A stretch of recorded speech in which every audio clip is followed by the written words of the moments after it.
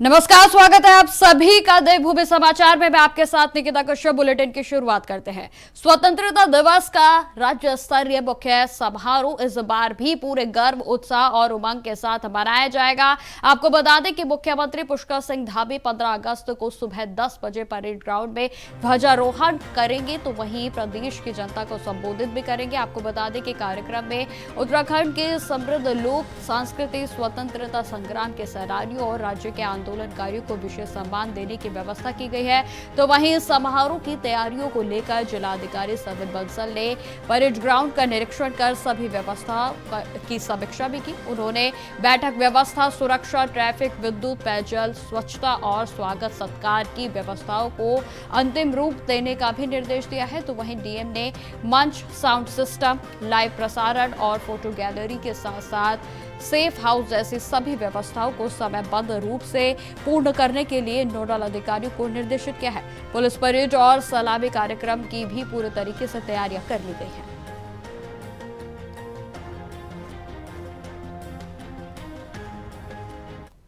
राष्ट्रीय महत्व का दिवस है और इसमें हमारे मुख्य अतिथि माननीय मुख्यमंत्री जी हमारे प्रोग्रेसिव फ्री इंडिपेंडेंट इंडिया व स्टेट के संबंध में अपने विचार और इंस्पिरेशन साझा करेंगे। हमारे आम जनमानस से हमारे सम्मानित स्वतंत्रता संग्राम सेनानियों के उत्तराधिकारियों को, हमारे फ्रीडम फाइटर्स को, राज्य आंदोलनकारियों को, इमरजेंसी के सेनानियों को सम्मानित किया जाएगा। और यूथ से, बच्चों से कैसे वो नेशन बिल्डिंग में कंट्रीब्यूट कर सकते हैं, उनसे जो आइडियाज हैं, सजेशंस हैं और जितनी भी हमारी गवर्नमेंट द्वारा प्रचलित स्कीम्स हैं, प्रोजेक्ट्स हैं, उसका एक स्पिरिट का संचार करना को लेकर पूरे तरीके से प्रशासन अलर्ट मोड पर है। तो वहीं आपको बता दें कि देहरादून में कार्यक्रम को मनाया जाएगा और जहां पर देहरादून परेड ग्राउंड में पूरे तरीके से तैयारियों को पूरा कर लिया गया है। तो वहीं आपको बता दें कि आज डीएम की ओर से तमाम कार्य जो भी तैयारियां की गई हैं उनका निरीक्षण किया गया। तो वहीं आपको बता दें कि मुख्यमंत्री पुष्कर सिंह धामी कल देहरादून में ध्वजारोहण करेंगे, जहां परेड ग्राउंड में तमाम तैयारियां पूरी कर ली गई हैं, जिसमें साउंड सिस्टम से लेकर पेयजल की व्यवस्था, लोगों के बैठने की व्यवस्था के साथ साथ जो भी कार्यक्रम होने हैं उनको सूचीबद्ध तरीके से प्रस्तावित किया जाएगा और जिसमें कि आपको बता दें कि तमाम तैयारियों को पूरा कर लिया गया है। खबरों में आगे बढ़ते हैं। अब खबर नैनीताल से है, जहां जनपद नैनीताल में पंचायत चुनाव इस बार हाई प्रोफाइल और विवादों से घिरा रहा। जी हां, आपको बता दें कि चुनाव की प्रक्रिया में गड़बड़ी की शिकायतों के बाद जिला पंचायत अध्यक्ष और उपाध्यक्ष पद के लिए मतदान को रद्द कर दिया गया है। जिलाधिकारी नैनीताल ने मामले की गंभीरता को देखते हुए रीपोलिंग के आदेश जारी किए गए हैं और अब इन दोनों पदों के लिए फिर से मतदान कराया जाएगा।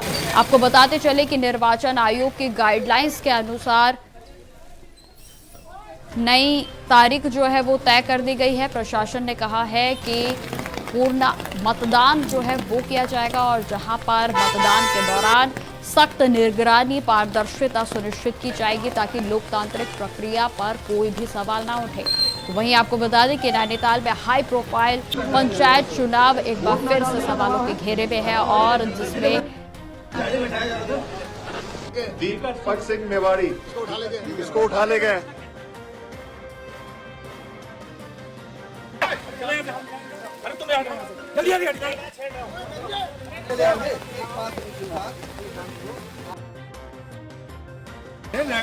आगे लगे सरेआम 4 मेंबर।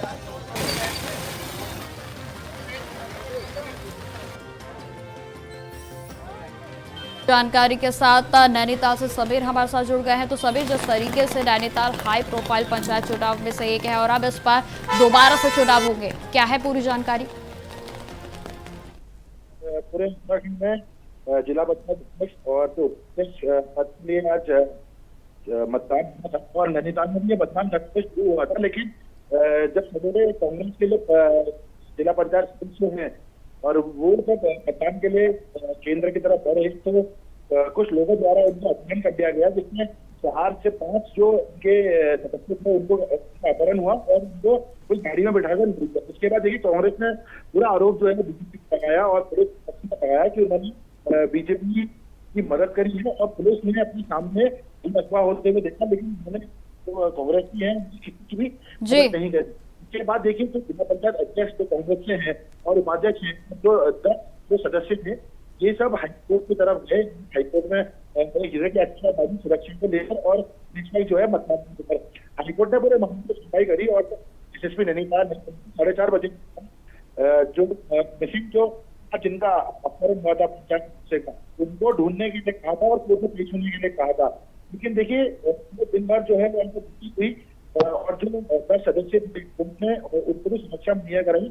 पुलिस को सेंटर बताया गया और मतदान किया गया। मतदान के बाद कई कोर्ट में लोग पड़े हैं 22 में से और 5 मिसिंग थे। इसमें से 10 जो वोट थे वो कांग्रेस के लेवल के थे और 12 बीजेपी के लेवल थे। तो जिसके बाद देखिए 4:30 बजे दोबारा में सुनवाई हुई और न्यायालय ने बिल्कुल समीर, जिस तरीके से आपने बताया कि वोटिंग जो है वो दोबारा होगी, तो कब तक ये वोटिंग जो है वो दोबारा होनी होगी? क्योंकि जिस तरीके से बवाल जो है बढ़ता ही जा रहा है, मुझे लगता है कि अभी जो है हाल फिलहाल में तो शायद वोटिंग नहीं होगी। जी बिल्कुल, देखिए अब जिलाधिकारी नैनीताल होती पेश हुई और उन्होंने कोर्ट में साफ तौर पर अपना स्टेटमेंट दिया है कि वो आज का जो चुनाव प्रक्रिया है उसे खत्म कर रहे हैं और इलेक्शन कमीशन को वो रिकमेंड करेंगे कि जो 12 से पोलिंग को पुनः है उसकी एक डेट हो सकती है और उसके बाद इसमें वोटिंग होगी।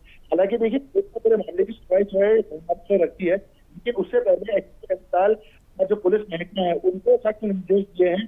तो 5 जिला पंचायत सदस्य जो मिसिंग है जिनका अपहरण हुआ है उनको ढूंढा जाए और उन्हें कोर्ट में जो अगली सुनवाई होगी उस दिन के बारे में उनको डिटेल देनी है। तो फिलहाल देखिए तो डेट नहीं आई है, इलेक्शन कमीशन जो है वो इसमें एक डेट देगा कि जो इसमें मतदान है किस दिन होगा।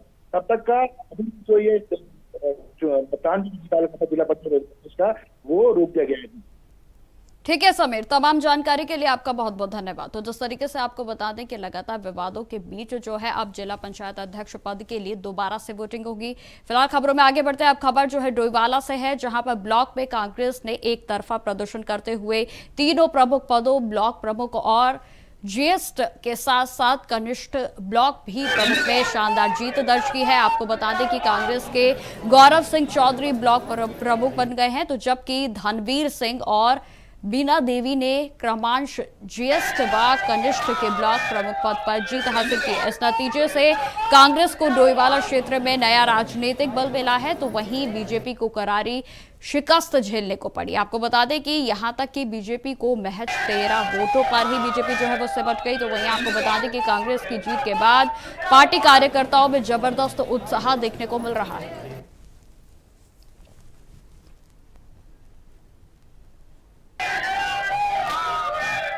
बहुत बड़ी जीत है और जिम्मेवारी भी उतनी बड़ी है।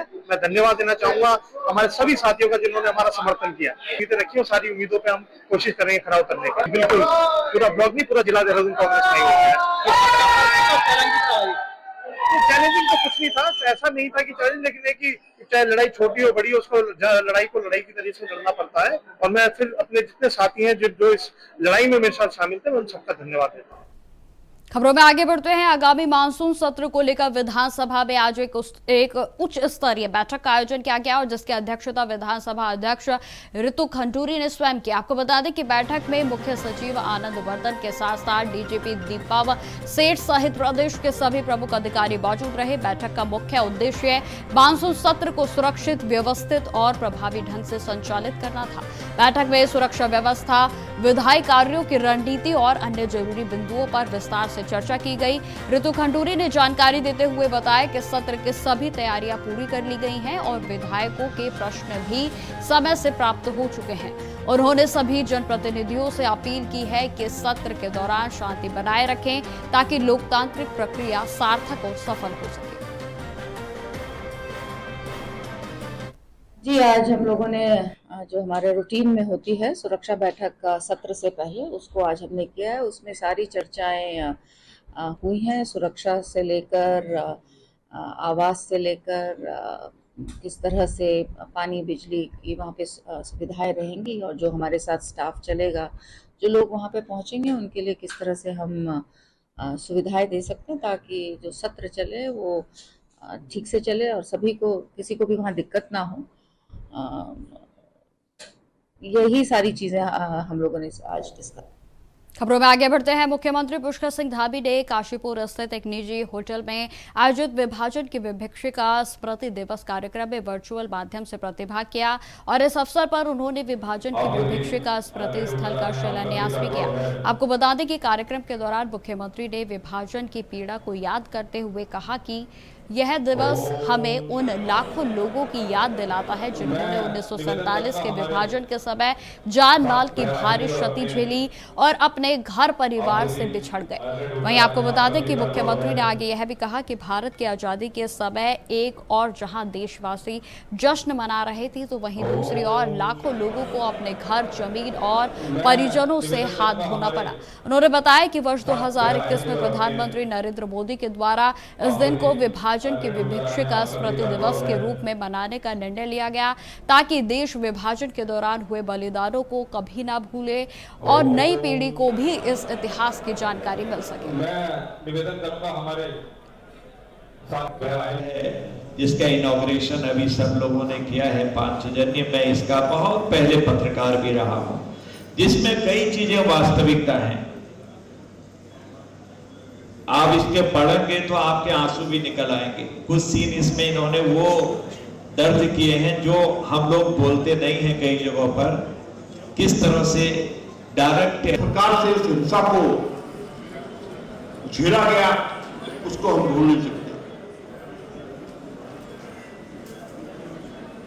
आज अब खबर उत्तरकाशी से है जहां नौगांव ब्लॉक प्रमुख पद के लिए हुए चुनाव में निर्दलीय प्रत्याशी सरोज पंवार ने जीत दर्ज की है। आपको बता दें कि वे पहले भी ब्लॉक प्रमुख रह चुकी हैं और इस बार दोबारा से मैदान में उतरकर उन्होंने बीजेपी समर्थित प्रत्याशी शीतल गौड़ को 6 मतों से हराया। तो वहीं बता दें कि सरोज पंवार को 40 क्षेत्र पंचायत सदस्यों में से 23 का समर्थन प्राप्त हुआ है और जिससे कि उन्होंने बीजेपी उम्मीदवार को पीछे छोड़ते हुए फिर से ब्लॉक प्रमुख पद हासिल किया।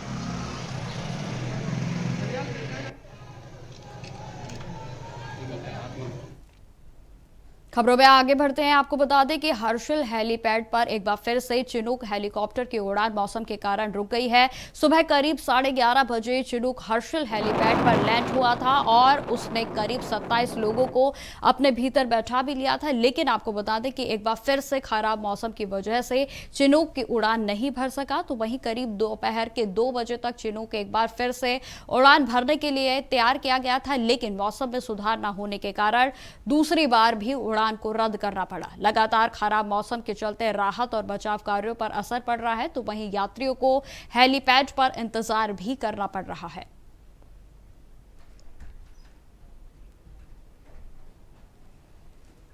खबरों में आगे बढ़ते हैं। ब्लॉक प्रमुख चुनाव को लेकर रामनगर में माहौल उस वक्त गर्मा गया जब मतगणना के दौरान बीजेपी के विधायक देवांश सिंह बिष्ट के बेटे जगमोहन सिंह बिष्ट ने प्रशासन और पुलिस पर चुनाव में धांधली के गंभीर आरोप लगाए। आपको बता दें कि रामनगर विकास खंड में हुए चुनाव में 31 क्षेत्रों में पंचायत सदस्यों ने मतदान किया। बीजेपी की ओर से हंसी जलाल और निर्दलीय प्रत्याशी के रूप में मंजू नेगी मैदान में थी। हंगामा उस समय हुआ जब दोपहर के 3 बजे मतगणना शुरू हुई। बीजेपी विधायक के बेटे का आरोप है कि उनके प्रत्याशी के एजेंट को मतगणना कक्ष में प्रवेश नहीं दिया गया और जिससे कि आक्रोशित होकर उन्होंने विकासखंड कार्यालय के गेट पर नारेबाजी करते हुए प्रदर्शन शुरू कर दिया। तो वहीं उन्होंने इसे लोकतंत्र की हत्या बताया और प्रशासन पर चुनाव हराने की साजिश का आरोप भी लगाया। मौके पर पहुंचे अधिकारियों ने जो प्रदर्शनकारी थे उनको शांत कराने का प्रयास भी किया, लेकिन प्रदर्शन अभी भी जारी है और मामला पूरी तरीके से तनावपूर्ण बना हुआ है। दिवस पर परेड ग्राउंड में परेड का आयोजन रहता है। इसको देखते हुए जो हमारा परेड ग्राउंड के आसपास का 0 जोन रहेगा और साथ ही साथ जो लोग भी परेड ग्राउंड में आएंगे उनकी पार्किंग के अलग अलग स्थान चिन्हित किए गए, कुछ डाइवर्जन पॉइंट्स भी बनाए गए और सभी की चेकिंग फ्रिस्किंग के बाद ही वो अलाउड हो गए वहाँ पर। तो जो सुरक्षा के मानक है उसको देखते हुए व्यवस्थाएं की गई है और खासकर ट्रैफिक डाइवर्जन का प्रातः से ही 8 बजे से ट्रैफिक डाइवर्ट रहेगा। खासकर परेड ग्राउंड के आने वाले जो भी रास्ते हैं उन पर व्हीकल्स नहीं चलेंगे, खाली वीआईपी मूवमेंट के लिए खाली व्हीकल्स को अलाउड होगा।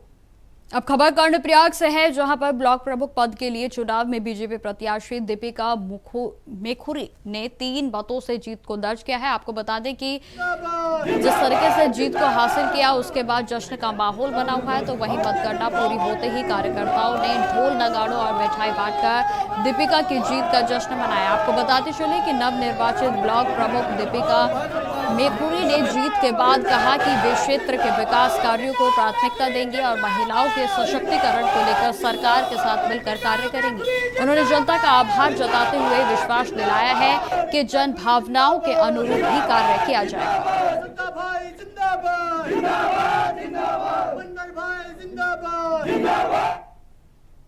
अब खबर देहरादून से है, जहां पर डीएम सबिन बंसल ने विधवाओं और नौनिहालों के साथ हो रही धोखाधड़ी को रोकने के लिए सख्त कार्रवाई की है। 2 बैंक मैनेजरों की लाखों रुपए की रिकवरी कटौती कर दी गई है। तो वहीं आपको बता दें कि उनकी बैंक शाखाओं को सील नीलामी के लिए तैयार किया जा रहा है, और जहां पर खासकर एचडीएफसी और कैनफिन बैंक पर जांच की गई, और जहां विधवाओं के बीमे क्लेम के नाम पर वसूली हो रही थी। तो वहीं आपको बता दें कि डीएम ने पति की मौत के बाद भी वसूली करने वाले बैंक को कड़ी चेतावनी दी है, और जिसमें 22 लाख व 12.74 लाख की रिकवरी काटी गई। 2 नौनिहालों की माला देवी और उर्मिला को भी राहत दिलाई गई है। यह कार्रवाई मुख्यमंत्री की कार्यशैली से प्रेरित होकर की गई, और जिसमें कि डीएम ने निर्बल आश्रितों के शोषण पर प्रशासन की पूरी ताकत लगाकर दोषी बैंकों को जो कठोर संदेश दिया है, और इस कार्रवाई से बैंकिंग सिस्टम में हड़कंप मच गया। तो वहीं आपको बता दें कि आम जनता को न्याय मिलने से उम्मीद बढ़ी है।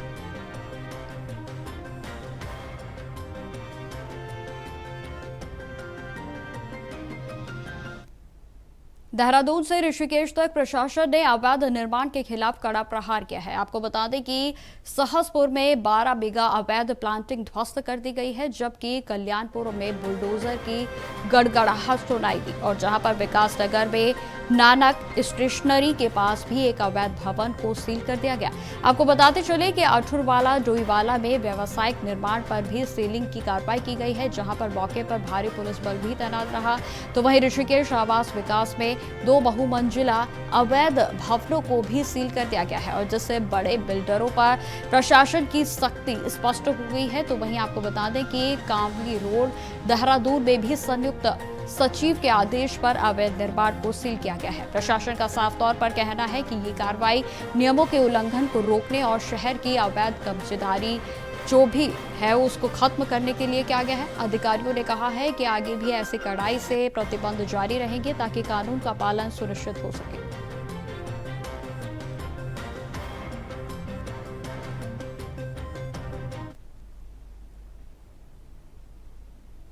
खबरों में आगे बढ़ते हैं। उत्तराखंड हाईकोर्ट ने वर्षों पहले स्पष्ट निर्देश जारी किए थे कि नदियों के किनारे से 200 मीटर की परिधि में कोई भी निर्माण कार्य ना किया जाए, लेकिन हकीकत यह है कि राज्य के किसी भी शहर में इस आदेश का पालन नहीं हुआ है, और अब मानसून सीजन में आपदाओं का विकराल रूप इसी लापरवाही का नतीजा बनकर सामने आ रहा है। आपको बता दें कि हालात इतने गंभीर हैं कि जगह जगह बस्तियां खतरे की जद में नजर आ रही हैं। तो वहीं भारतीय जनता पार्टी के वरिष्ठ विधायक खजान दास ने भी इस सच्चाई को स्वीकारा है। तो वहीं आपको बता दें कि उनका कहना है कि नेता ही वोट की राजनीति के चलते नदियों के किनारे अवैध बस्तियां बसाते हैं, और जब आपदा आती है तो वही बस्तियां सबसे ज्यादा प्रभावित होती हैं और आपदा का कारण भी बन जाती हैं। देखिए, मैं कहना चाहूँगा कि ये विशेषकर कुछ कमियां हम लोगों की भी है।